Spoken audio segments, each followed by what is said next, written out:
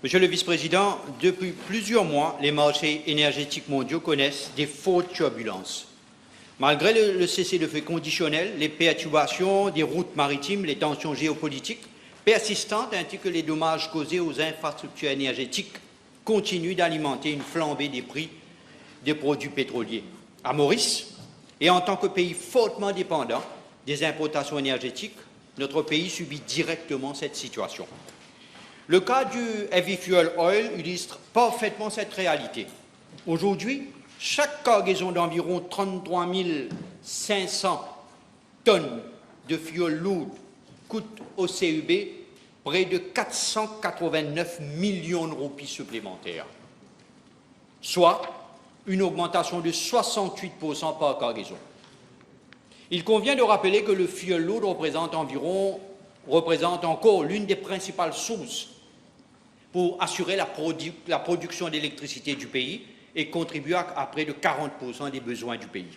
L'impact financier, Monsieur le Vice-président, est colossal.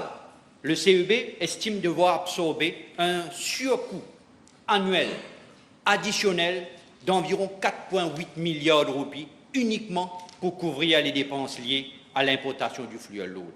Monsieur le Vice-président, cette situation intervient alors même que les finances du CEB se trouvent dans un état extrêmement fragile.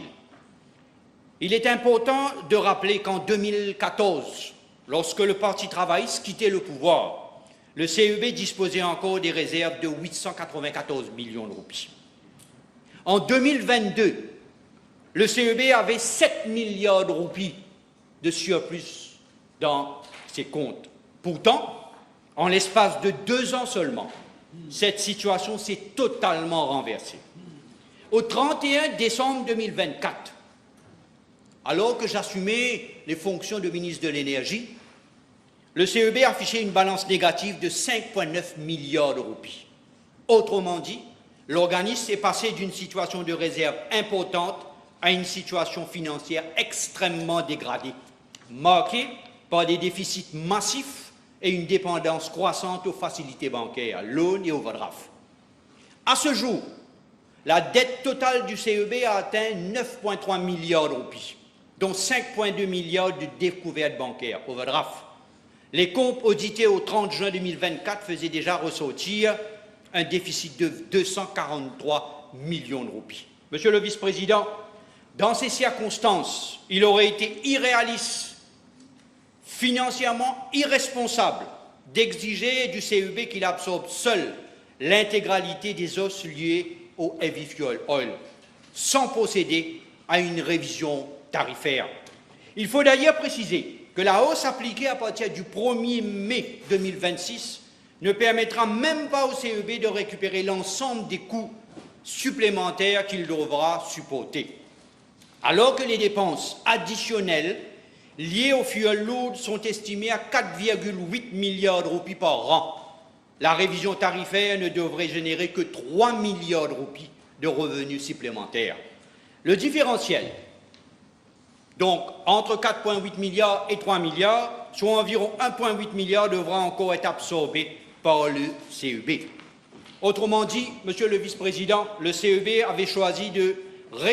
le CEB avait choisi de répercuter l'intégralité de la hausse du coût de fuel lourd sur les consommateurs, le tarif d'électricité aurait dû augmenter d'environ 25%.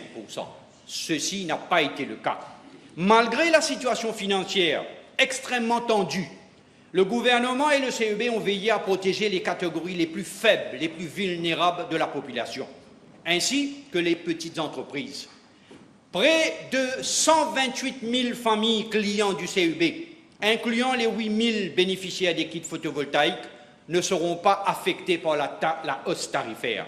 Ces mesures concernent principalement les ménages enregistrés au Social Register of Mauritius. Au total, Monsieur le Vice-président, 25% de la clientèle du CEB bénéficiera d'un mécanisme de protection contre la hausse des tarifs. Monsieur le Vice-président, toutefois, le CEB a pris en considération ces impacts potentiels pour protéger les plus faibles.